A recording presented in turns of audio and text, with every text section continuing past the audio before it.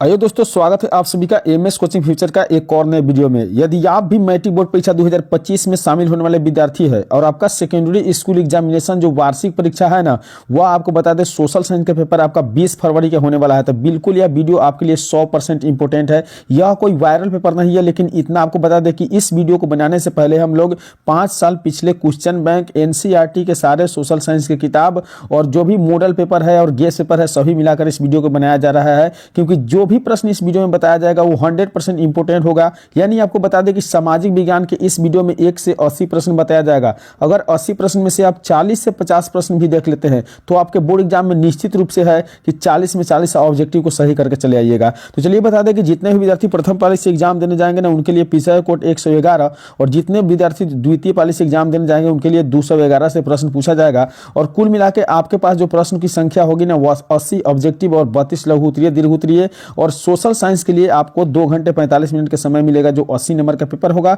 बाकी का 20 number practical से आपको कोचिंग स्कूल से मिल जाएगा।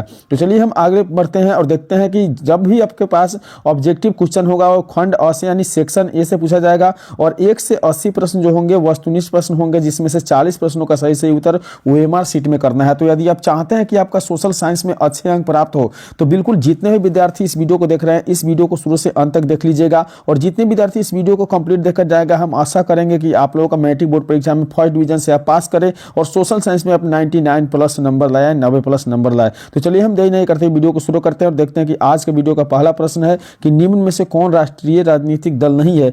याद रखना है कि राष्ट्रीय राजनीतिक दल नहीं है आपका समाजवादी पार्टी, ऑप्शन सी बिल्कुल इसका राइट उत्तर है। तो कंप्लीट इस वीडियो में हम लोग 1 से 80 प्रश्न बताने वाले हैं। तो अगर आप इस सभी प्रश्नों का उत्तर जानते हैं तो कमेंट करके बताइए, अगर नहीं जानते हैं तो बिल्कुल इस वीडियो को शुरू से अंत तक देख लीजिए, आपका तैयारी जो है कंप्लीट हो जाएगा ऑब्जेक्टिव में। तो चलिए हम दोनों प्रश्न को देखते हैं। दिया हुआ है कि आजादी के समय से ही किस देश में सरकार का लोकतांत्रिक स्वरूप है।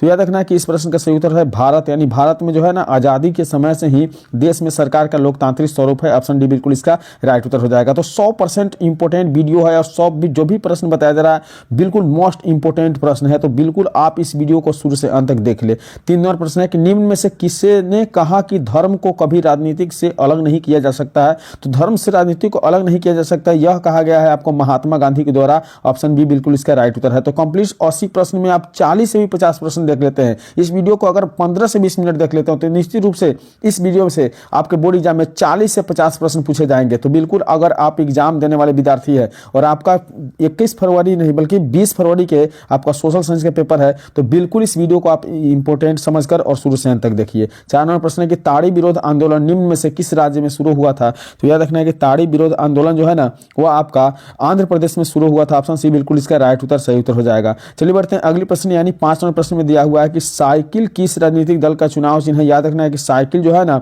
आपका समाजवादी पार्टी का चुनाव चिन्ह है, ऑप्शन बी बिल्कुल इसका राइट उत्तर हो जाएगा। तो बिल्कुल इस यूट्यूब चैनल के द्वारा सुबह 6 बजे और शाम 6 बजे के वायरल पेपर आप लोगों को देखने के लिए मिलेगा, जो आपके बोर्ड एग्जाम के ऑब्जेक्टिव में जो है ना बिल्कुल आप लोगों को गर्दा उड़ा के आइएगा इस वीडियो को, और सारे यूट्यूब चैनल के जितने भी वीडियो बना है देख के जाइएगा। तो बिल्कुल इस वीडियो को लाइक करके इस यूट्यूब चैनल को सब्सक्राइब कर लीजिए। बिल्कुल अगर आप सब्सक्राइब करते हैं तो आपको रेगुलर आपको सुबह शाम वीडियो मिलेगा, इंपोर्टेंट वीडियो। तो देखिए अगले प्रश्न 6 नंबर प्रश्न में कहा गया कि संविधान का अनुच्छेद 40 किससे संबंधित है। याद रखना है कि संविधान का अनुच्छेद 40 जो है ना स्थानीय स्वशासन से संबंधित है, यानी ऑप्शन सी बिल्कुल इसका राइट उत्तर सही उत्तर हो जाएगा। चलिए बढ़ते हैं अगले प्रश्न की ओर। 7 नंबर प्रश्न में दिया हुआ है कि वेस्ट इंडीज में संघ की स्थापना कब की गई थी। याद रखना है कि वेस्ट इंडीज में संघ की स्थापना जो है ना वह 1958 में किया गया था, ऑप्शन ए बिल्कुल इसका राइट उत्तर सही उत्तर हो जाएगा।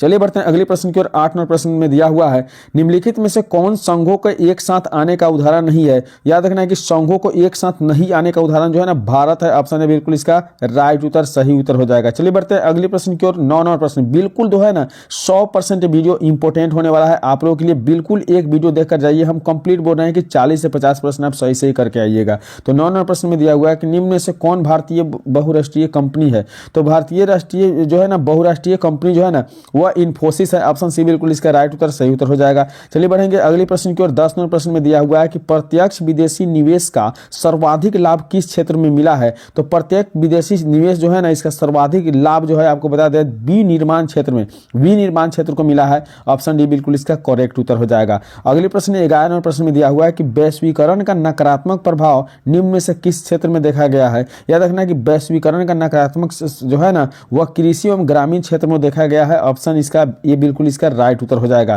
कंप्लीट इस वीडियो को आप शुरू से अंत देखिएगा। आपसे यही एक रिक्वेस्ट है कि वीडियो को कंप्लीट आप अंत तक देख लीजिएगा, और वीडियो आपको अच्छा लगे तो बिल्कुल लाइक कर देना है, और यूट्यूब चैनल पर पहली बार आए हैं तो बिल्कुल सब्सक्राइब करिए, ताकि इस प्रकार के वीडियो आप लोगों के लिए हम लाते रहें। तो 12 नंबर प्रश्न है कि गरीबी रेखा निर्धारण हेतु ग्रामीण क्षेत्रों के लिए प्रति व्यक्ति प्रतिदिन न्यूनतम कितनी कैलोरी निर्धारित होना चाहिए, यानी हो गई है यानी की गई है। तो 12 नंबर प्रश्न का जो सही उत्तर है वह आपका 2400 कैलोरी जो है नियोजित किया गया है प्रतिदिन के लिए न्यूनतम, यानी ऑप्शन सी बिल्कुल इसका राइट उत्तर हो जाएगा। अगले प्रश्न जो दिया हुआ है 13 नंबर प्रश्न, बिल्कुल देखिए 100% प्रश्न जो है ना इंपोर्टेंट है, और नए पुराने सभी प्रश्न इस वीडियो में देखने के लिए मिलेगा। तो 13 नंबर प्रश्न है कि निम्न में से कौन कृषि आधारित उद्योग नहीं है। याद रखना है कृषि आधारित उद्योग जो है सीमेंट उद्योग नहीं होती है। ऑप्शन सी बिल्कुल इसका राइट उत्तर हो जाएगा। अगले प्रश्न दिया हुआ है 14 नंबर प्रश्न में कि poverty and on British rule पर इन इंडिया नामक पुस्तक किसने लिखी है। तो poverty and on British rule in India नामक पुस्तक जो लिखा गया है ना, वह याद रखना है कि दादा भाई नौरोजी के द्वारा लिखा गया है। ऑप्शन बी बिल्कुल इसका राइट उत्तर हो जाएगा। 15 नंबर प्रश्न में दिया गया है कि निम्न में से किस विधि से के अंतर्गत उत्पादित अंतिम वस्तुओं का मूल्य जोड़कर राष्ट्रीय आय की गणना की जाती है। तो देखिए उत्पादित वस्तुओं का अंकित मूल्य जोड़कर जो है ना राष्ट्रीय आय की गणना की जाती है, वह आय आपका कहलाता है मूल योग विधि आय, यानी ऑप्शन सी बिल्कुल इसका राइट उत्तर हो जाएगा। चलिए बढ़ते हैं अगले प्रश्न की ओर। 16 नंबर प्रश्न में दिया हुआ है कि क्षेत्रीय ग्रामीण बैंक की स्थापना कब हुआ था। याद रखना है कि क्षेत्रीय ग्रामीण बैंक की स्थापना 1975 में हुआ था। ऑप्शन ए बिल्कुल इसका राइट उत्तर हो जाएगा। अगले प्रश्न 17 नंबर प्रश्न की ओर बढ़ेंगे। दिया हुआ है कि भारत में रेलवे और टेलीग्राफ लाइन की शुरुआत किसके शासनकाल में हुआ था। तो रेलवे और टेलीग्राफ की शुरुआत जो हुआ था ना, वो याद रखना है कि आपका लॉर्ड डलहौजी के शासनकाल में हुआ था। ऑप्शन बी बिल्कुल इसका राइट उत्तर है। तो कंप्लीट इस वीडियो में हम 40 प्रश्न बताने वाले हैं, तो आप 20 मिनट का समय निकाल के इस वीडियो को कंप्लीट देख लीजिएगा। तो 98वें प्रश्न में दिया हुआ है कि महात्मा गांधी के राजनीतिक गुरु कौन थे। याद रखना है कि महात्मा गांधी के राजनीतिक गुरु जो थे ना, गोपाल कृष्ण गोखले थे। ऑप्शन सी बिल्कुल इसका राइट उत्तर हो जाएगा। अगले प्रश्न 19वें प्रश्न में दिया हुआ है कि चौरा चौरी हत्याकांड बाद किस आंदोलन को स्थगित कर दिया गया था। तो चौरा चौरी हत्याकांड के बाद जो है ना, याद रखना है कि आपका सहयोग और असहयोग आंदोलन को स्थगित किया गया था। ऑप्शन ए बिल्कुल इसका राइट उत्तर हो जाएगा। अगले प्रश्न की ओर बढ़ेंगे। 20 नंबर प्रश्न में दिया हुआ है कि लाल कुर्ती नामक संगठन का गठन किसने किया था। तो लाल कुर्ती नामक जो संगठन था ना, इसका गठन आप खान अब्दुल गाफर के द्वारा किया गया था। ऑप्शन बी बिल्कुल इसका राइट उत्तर है। तो 100% इंपोर्टेंट वीडियो है, और जो भी प्रश्न बताया जा रहा है आपको बोर्ड एग्जाम 2025 के लिए इंपोर्टेंट होने वाला है।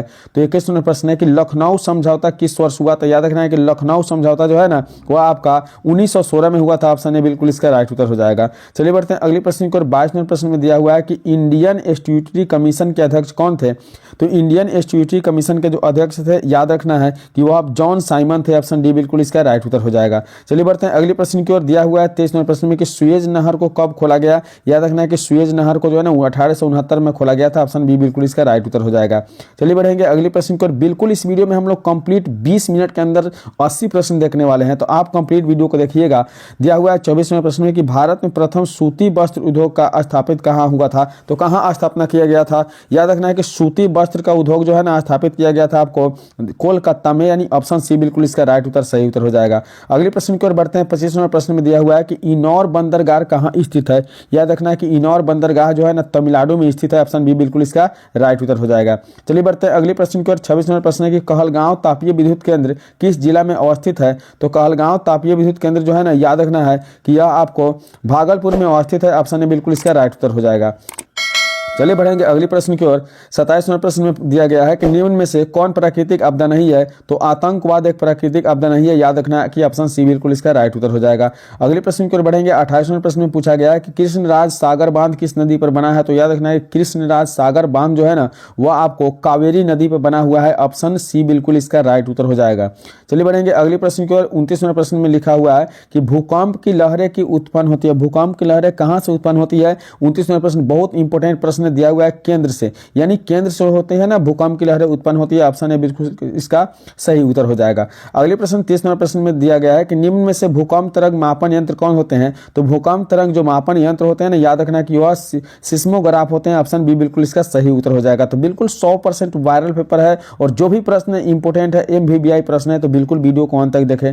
दिया हुआ है 31 नंबर में कि कृषि सुखाड़ होता है, तो याद रखना है कृषि सुखाड़ जल के अभाव में होता है। ऑप्शन ए बिल्कुल इसका राइट उत्तर सही उत्तर हो जाएगा। चलिए बढ़ेंगे 32 नंबर प्रश्न की ओर। बिल्कुल 100 प्रश्न इंपोर्टेंट है, जो भी प्रश्न है वो इंपोर्टेंट प्रश्न है। तो 80 नंबर का जो है ऑब्जेक्टिव क्वेश्चन आता है, जिसमें से 40 बनाना होता है। तो इस वीडियो में हम कंप्लीट 80 प्रश्न बताने वाले हैं। दिया गया है निम्न में से कौन सा क्षेत्र भूकंप या सुनामी से अधिक प्रभावित होता है। तो भूकंप से प्रभावित होने वाला क्षेत्र इनमें से सभी होता है। वलित पर्वत क्षेत्र भी, भूपटलीय दरार के क्षेत्र भी और महासागरीय गर्त भी, यानी ऑप्शन डी बिल्कुल इसका राइट उत्तर हो जाएगा। अगले प्रश्न की ओर बढ़ेंगे। 33 नंबर प्रश्न है कि कैगा परमाणु विद्युत गृह किस राज्य में स्थित है। तो कैगा परमाणु जो विद्युत गृह है ना, विद्युत गृह है यानी विद्युत घर है, जो याद रखना है कि कर्नाटक में स्थित है। ऑप्शन बी बिल्कुल इसका राइट उत्तर हो जाएगा। चलिए बढ़ेंगे अगले प्रश्न की ओर। 34 नंबर प्रश्न दिया हुआ है कि भारत के किस राज्य में सौर ऊर्जा का विकास का सर्वाधिक संभावना है। तो भारत के कौन से जो राज्य है वहां सर्वाधिक संभावना है सौर ऊर्जा के लिए। तो राजस्थान, ऑप्शन सी बिल्कुल इसका राइट उत्तर हो जाएगा। राजस्थान में बहुत पर्याप्त मात्रा में जगह होती है।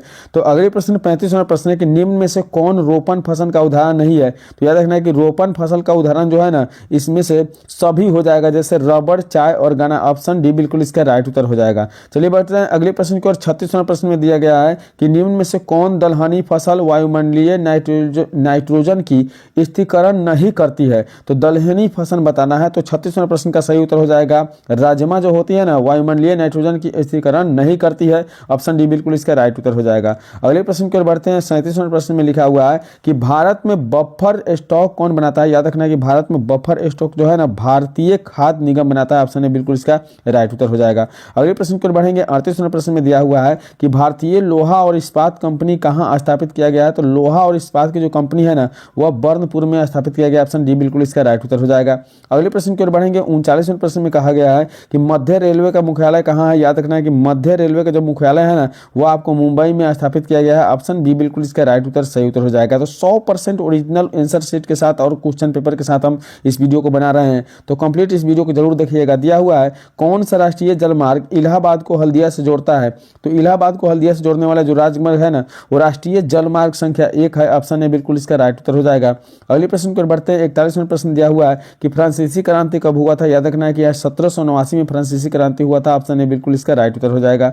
अगले प्रश्न की ओर बढ़ेंगे। 42वें प्रश्न में पूछा गया है कि मेजनी का संबंध किस संगठन से था। याद रखना है कि मेजनी का संबंध कार्बोनरी से था। ऑप्शन बी बिल्कुल इसका राइट उत्तर हो जाएगा। बिल्कुल इस वीडियो में कंप्लीट हम लोग 80 प्रश्न देखने वाले हैं, तो आप लोग वीडियो को अंत तक जरूर देखिएगा। 43वां प्रश्न है कि राष्ट्रीय आंदोलन का केंद्र जेना विश्वविद्यालय कहाँ स्थित है। तो जेना विश्वविद्यालय याद रखिएगा कि आपका जर्मनी में स्थित है। ऑप्शन बी बिल्कुल इसका राइट उत्तर सही उत्तर हो जाएगा। चलिए बढ़ते हैं अगले प्रश्न यानी 44वें प्रश्न में दिया गया है कि कोसूत का संबंध किस देश से था। याद रखना है कि कोसूत जो है ना, इसका संबंध आपको हंगरी से था। ऑप्शन डी बिल्कुल इसका राइट उत्तर सही उत्तर हो जाएगा। चलिए बढ़ते हैं अगले प्रश्न की ओर। 45वें प्रश्न में दिया हुआ है कि रूस में प्रतिनिधित्व का संस्था ड्यूमा का गठन कब हुआ था। तो प्रतिनिधित्मक संस्था ड्यूमा जो है ना, इसकी गठन रूस में कब किया गया था। याद रखना है कि 1905 में किया गया था। ऑप्शन सी बिल्कुल इसका राइट उत्तर हो जाएगा। चलिए बढ़ते हैं अगले प्रश्न की ओर। 46वें प्रश्न में दिया हुआ है कि किस संधि के तहत रूस प्रथम विश्व युद्ध से बाहर हो गया था। तो याद रखना है कि संधि की बात किया जा रहा है, तो यह आपको ब्रेस्ट लिटवस की संधि थी, जिस समय रूस जो है प्रथम विश्व युद्ध से बाहर हुआ था। ऑप्शन बी बिल्कुल इसका राइट उत्तर हो जाएगा। चलिए बढ़ते हैं अगले प्रश्न। 47वें प्रश्न है कि वैज्ञानिक समाजवाद का जनक किसे माना जाता है। तो याद रखना है कि वैज्ञानिक समाजवाद का जनक जो है ना, वह कार्ल मार्क्स से माना जाता है। ऑप्शन सी बिल्कुल इसका राइट उत्तर हो जाएगा। अगले प्रश्न की ओर बढ़ेंगे। दिया हुआ 48वें प्रश्न में कि निम्न में से क्या पोट्सम का घोषणा उद्देश्य था। तो पोट्सम का जो घोषणा उद्देश्य था ना, याद रखना है कि इस प्रश्न का सही उत्तर हो जाएगा आपका जापान का आत्मसमर्पण था। ऑप्शन ए बिल्कुल इसका राइट उत्तर सही उत्तर हो जाएगा। चलिए बढ़ते हैं अगले प्रश्न की ओर। अगले प्रश्न यानी 49वें प्रश्न में दिया हुआ है, बिल्कुल 100% इंपोर्टेंट प्रश्न है और इस वीडियो में कुल मिला के 80 प्रश्न आपको बताया जा रहा है। तो 49वें प्रश्न में है कि निम्न में से कौन सा खाता विशेष रूप से व्यापारियों के लिए होता है तो चालू जमा खाता व्यापारियों के लिए होता है। ऑप्शन बी बिल्कुल इसका राइट उत्तर हो जाएगा। अगले प्रश्न 50 नंबर प्रश्न है कि मनरेगा कार्यक्रम की शुरुआत किस राज्य से हुई थी? तो याद रखना है कि मनरेगा कार्यक्रम जो है ना आंध्र प्रदेश से शुरू किया गया था। ऑप्शन डी बिल्कुल इसका राइट उत्तर हो जाएगा। चलिए बढ़ते हैं अगले प्रश्न की ओर। 51 नंबर प्रश्न में दिया हुआ है कि औद्योगिक उत्पादकों की गुणवत्ता को सुनिश्चित करने के लिए किस मानक चिन्ह का प्रयोग किया जाता है? तो याद रखना है कि ISI मानक चिन्ह जो होती है ना वह गुणवत्ता के प्रशिक्षण के लिए किया जाता है। ऑप्शन सी बिल्कुल इसका राइट उत्तर हो जाएगा। 52 नंबर प्रश्न में पूछा गया है कि राष्ट्रीय उपभोक्ता दिवस कब मनाया जाता है? याद रखना है कि राष्ट्रीय उपभोक्ता दिवस जो है ना वो आपको 24 दिसंबर को मनाया जाता है। ऑप्शन बी बिल्कुल इसका राइट उत्तर है। अगले प्रश्न की ओर बढ़ते हैं। 35 नंबर प्रश्न में दिया हुआ है कि निर्यात संवर्धन क्षेत्र EPG को निम्न में से किसमें बदल दिया गया है? तो याद रखना है कि EPG को जो बदला गया है ना यह आपको विशेष आर्थिक क्षेत्र में बदला गया है। ऑप्शन सी बिल्कुल इसका राइट उत्तर हो जाएगा। अगले प्रश्न की ओर बढ़ते हैं। 54 नंबर प्रश्न में दिया हुआ है कि निम्न में से कौन सी बेरोजगारी कृषि क्षेत्र में पाई जाती है? तो याद रखना है कि कृषि क्षेत्र में पाई जाने वाली जो बेरोजगारी होती है ना वह ए और बी दोनों होते हैं, यानी छिपी बेरोजगारी और मौसमी बेरोजगारी दोनों। ऑप्शन सी में बिल्कुल करेक्ट उत्तर हो जाएगा। अगले प्रश्न 55 प्रश्न में दिया हुआ है कि प्रधानमंत्री नरेंद्र मोदी के विमुद्रीकरण की घोषणा कब की थी? तो प्रधानमंत्री जो विमुद्रीकरण की घोषणा किए थे ना वो 8 नवंबर 2016 के किए थे। 8 नवंबर 2016 यानी ऑप्शन ए बिल्कुल इसका राइट उत्तर हो जाएगा। अगले प्रश्न 56 नंबर प्रश्न में दिया हुआ है कि भारत में मौद्रिक नीति का निर्धारण कौन करता है? तो मौद्रिक नीति का निर्धारण जो है ना यह आपको किया जाता है भारतीय रिजर्व बैंक के द्वारा। ऑप्शन सी बिल्कुल इसका राइट उत्तर हो जाएगा। तो बिल्कुल इस वीडियो को कंप्लीट देखिए और इस वीडियो को लाइक करके इस यूट्यूब चैनल को जरूर सब्सक्राइब करिए। 80 प्रश्न बताया जा रहा है, 80 से 80 इंपोर्टेंट प्रश्न है, आप बिल्कुल अंत तक देखिएगा। तो 57वां प्रश्न है कि किस आयोग कमेटी ने सतत पोषणीय विकास की अवधारणा प्रस्तुत की थी? तो 57वें प्रश्न का सही उत्तर हो जाएगा ब्रूटलैंड आयोग के द्वारा जो है ना सतत विकास कमेटी को जो है पोषणीय विकास की अवधारण किया गया था। ऑप्शन ए बिल्कुल इसका सही उत्तर हो जाएगा। अगले प्रश्न दिया हुआ है 58वें प्रश्न के निम्न में पुरानी जलोढ़ मिट्टी कौन है? तो पुरानी जलोढ़ मिट्टी याद रखना है कि बांगर मिट्टी होती है। ऑप्शन बी बिल्कुल इसका राइट उत्तर हो जाएगा। अगले प्रश्न 59वें प्रश्न में दिया हुआ है कि प्रथम राष्ट्रीय जल नीति कब लागू हुई थी? तो प्रथम राष्ट्रीय जल नीति जो है ना वह सितंबर 1987 में लागू हुआ था। ऑप्शन सी बिल्कुल इसका राइट उत्तर हो जाएगा। 60वें प्रश्न में दिया गया है कि जिम कार्बोनेट यानी जिम कार्बेट राष्ट्रीय उद्यान कहाँ है? तो जिम कार्बेट राष्ट्रीय उद्यान जो है ना याद रखना है कि आपका उत्तराखंड में है। ऑप्शन ए बिल्कुल इसका राइट उत्तर हो जाएगा। तो कंप्लीट इस वीडियो में हम लोग 80 प्रश्न देखने वाले हैं, तो आप लोग कोशिश करिएगा कि वीडियो को अंत तक जरूर देखिएगा। 61 नंबर प्रश्न है कि भारत का सबसे छोटा जैवमंडल रिजर्व कौन सा है? तो भारत का जो सबसे छोटा जैवमंडल रिजर्व है ना वो आपका डिब्रू सैखोवा है। ऑप्शन डी बिल्कुल सही उत्तर है, डिब्रू सैखोवा। चलिए अगले प्रश्न की ओर बढ़ते हैं। 62 नंबर प्रश्न में दिया हुआ है कि क्यूनाइन का उपयोग होता है? तो याद रखना है क्यूनाइन का उपयोग जो होता है ना वो आपका मलेरिया में होता है। ऑप्शन ए बिल्कुल इसका राइट उत्तर हो जाएगा। अगले प्रश्न की ओर बढ़ेंगे। 63 नंबर प्रश्न में दिया हुआ है कि भारत में कितने सार्वजनिक क्षेत्र में तेल परिष्करण केंद्र कार्य कर रहे हैं? तो 18 जो है ना भारत में कितने सार्वजनिक क्षेत्र पूछा जा रहा है, तो 18 वैसे क्षेत्र है जहां केंद्र कार्य कर रहे हैं। किस चीज के लिए? तो तेल के लिए। ऑप्शन बी बिल्कुल इसका राइट उत्तर हो जाएगा। अगले प्रश्न की ओर बढ़ते हैं। 64 नंबर प्रश्न में लिखा हुआ है कि भारत में प्रथम जल विद्युत संयंत्र की स्थापना कहाँ हुई थी? तो भारत में प्रथम जल विद्युत यंत्र की जो है ना स्थापना किया गया था। याद रखना है कि आपको दार्जिलिंग में किया गया था। ऑप्शन डी बिल्कुल इसका राइट उत्तर हो जाएगा। अगले प्रश्न 65 नंबर प्रश्न है कि निम्नलिखित में से किस समुदाय ने ब्रुसेल्स में बहुमत का गठन किया था? तो किस समुदाय में ब्रुसेल्स में बहुमत गठन किया था? तो 65 नंबर प्रश्न का सही उत्तर हो जाएगा आपका ऑप्शन बी अर्थात डच भाषी समुदाय ने जो है ब्रुसेल्स में बहुमत गठन किया था। ऑप्शन बी बिल्कुल इसका राइट उत्तर हो जाएगा। अगले प्रश्न की ओर बढ़ते हैं। अगले प्रश्न यानी 66वें प्रश्न में कहा गया है कि सरकार के उच्च और निम्न स्तरों के बीच शक्तियों के विभाजन को कहा जाता है। तो सरकार के उच्च और निम्न स्तर में जो विभाजन होती है ना इस शक्ति को हम कह सकते हैं कि यह आपका ऊर्ध्वाधर वितरण है। ऑप्शन सी राइट उत्तर हो जाएगा। अगले प्रश्न की ओर बढ़ते हैं। 67वें प्रश्न में लिखा हुआ है कि निम्न में से कौन सा नगर निगम का प्रमुख होते हैं? तो नगर निगम का जो प्रमुख है ना वह महापौर होते हैं। ऑप्शन डी बिल्कुल इसका राइट उत्तर हो जाएगा। अगले प्रश्न 68वें प्रश्न में दिया हुआ है कि निम्न में कौन सा विषय समवर्ती सूची में शामिल है? तो समवर्ती सूची में जो शामिल विषय है ना वह आपका शिक्षा होती है। ऑप्शन डी बिल्कुल इसका राइट उत्तर हो जाएगा।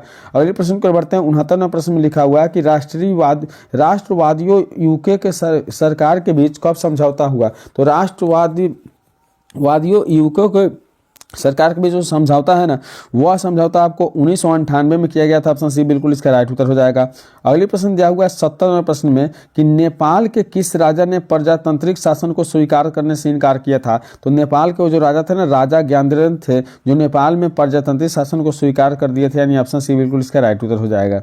अगले प्रश्न 71वें प्रश्न है कि समकालीन विश्व में सरकार का सबसे लोकप्रिय रूप क्या है? तो समकालीन विश्व में जो लोकप्रिय रूप है ना वह याद रखना है कि आपका 71वें प्रश्न का सही उत्तर लोकतंत्र में हो जाएगा, ऑप्शन डी राइट उत्तर है। अगले प्रश्न को बढ़ते हैं। 72वें प्रश्न में है कि निम्न में से किस देश में एक दलीय प्रणाली है। याद रखना है कि आपका चीन में एक दलीय प्रणाली है, ऑप्शन बी बिल्कुल इसका राइट उत्तर हो जाएगा। अगले प्रश्न को बढ़ते हैं। 73वें प्रश्न में लिखा गया है कि 1921 में सरकार द्वारा गठित राजस्व आयोग के अध्यक्ष कौन थे। तो 1921 में राजस्व गठित जो आयोग था ना, वह याद रखना है कि वह आयोग इब्राहिम रहीमतुल्ला जो है आयोग अध्यक्ष थे, यानी ऑप्शन ए बिल्कुल इसका राइट उत्तर हो जाएगा। अगले प्रश्न 74वें प्रश्न में है कि भारत में प्रथम औद्योगिक नीति की घोषणा कब हुई थी। तो भारत में प्रथम औद्योगिक नीति की घोषणा जो किया गया था ना, याद रखना है कि 1948 में किया गया था, ऑप्शन ए बिल्कुल इसका राइट उत्तर हो जाएगा। अगले प्रश्न आप लोग देख पा रहे हैं 75वें प्रश्न में दिया हुआ है कि 1929 आर्थिक मंदी का सबसे बुरा असर किस देश से पड़ा था। तो 1929 का जो आर्थिक मंदी था ना, इसका बुरा असर जो आपको बता दे वो अमेरिका देश में पड़ा था, ऑप्शन बी बिल्कुल इसका राइट उत्तर हो जाएगा। चलिए बढ़ते अगले प्रश्न की ओर। 76वें प्रश्न में दिया हुआ है कि योद्धोत्तर पूर्णी निर्माण के लिए पैसे का इंतजाम करने हेतु किस संस्था का गठन हुआ था। तो युद्धोत्तर पुनर्निर्माण के लिए जो पैसे का गठन किया गया था ना, वह आपका विश्व बैंक जो था इसके द्वारा गठन किया गया था, ऑप्शन बी बिल्कुल इसका राइट उत्तर हो जाएगा। अगले प्रश्न देख पा रहे हैं आप लोग। 77वें प्रश्न में लिखा हुआ है कि यूरोपीय आर्थिक संघ की मुद्रा क्या है। तो यूरोपीय आर्थिक संघ की मुद्रा यूरो होती है, जो ऑप्शन डी बिल्कुल इसका राइट उत्तर हो जाएगा। अगले प्रश्न है 78वां प्रश्न कि न्यू इंडिया समाचार पत्र को किसने शुरू किया। तो न्यू इंडिया समाचार पत्र को याद रखना है कि यह आपको एनी बेसेंट के द्वारा शुरू किया गया था, ऑप्शन बी बिल्कुल इसका राइट उत्तर हो जाएगा। अगले प्रश्न लिखा हुआ 79वें प्रश्न में कि वियना कांग्रेस का मुख्य उद्देश्य क्या था। याद रखना है कि वियना कांग्रेस का मुख्य उद्देश्य था राजतंत्रों का पुनः स्थापित करना, ऑप्शन सी बिल्कुल इसका राइट उत्तर हो जाएगा। अगले प्रश्न देख पा रहे हैं आप लोग 80वें प्रश्न में है कि सिकंदर कहाँ का निवासी था। याद रखना है कि सिकंदर जो है ना यूनान का निवासी था, ऑप्शन सी बिल्कुल इसका राइट उत्तर हो जाएगा। तो कंप्लीट इस वीडियो में 1 से 80 प्रश्न बताया गया है जो बिल्कुल इंपोर्टेंट है और 100% सही उत्तर के साथ। तो वीडियो को अंत तक देखें, इसके लिए बहुत बहुत धन्यवाद। चलिए मिलेंगे अगले वीडियो में, तब तक के लिए बाय।